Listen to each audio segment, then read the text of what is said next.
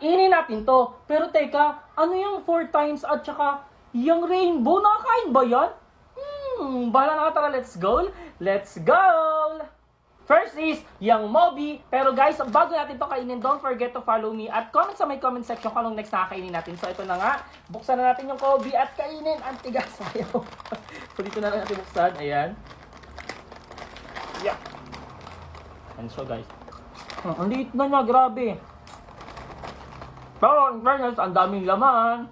Next naman, yung 4x or 4 times, ano kaya yan? Pero guys, bago ko yan kainin, mag-shoutout lang muna ako ng mga followers natin na nagpapa-shoutout sa atin. So, shoutout kay Clark Kent Tabo-Tabo, kay Kent Lerion, Luz Viminda Calaw, at kay Marbet Montaño Macalino. So, guys, kung gusto nyo magpa-shoutout sa atin, ha, dyan, comment nyo lang sa may comment section, binabasa ko yan, at baka malay nyo, kayo na yung next sa ating babatiin. Ayan, hinihingal ako. So, ito na nga, buksan natin yung 4x. Ito yung guys, oh. Ayan, di ko pala napakita. Ito yung 4x, guys. So, kainin natin to.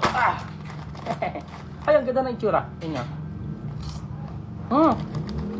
Ang sarap. Parang sweet corn siya. Ganon.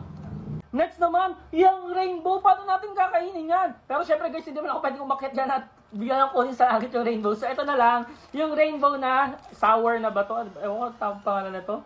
Sour belt. Pero guys, tignan nyo kasi yung itsura. Para talaga siyang rainbow. Oh, ang ganda. Asim. Sobrang asim. Like, follow, comment, and share.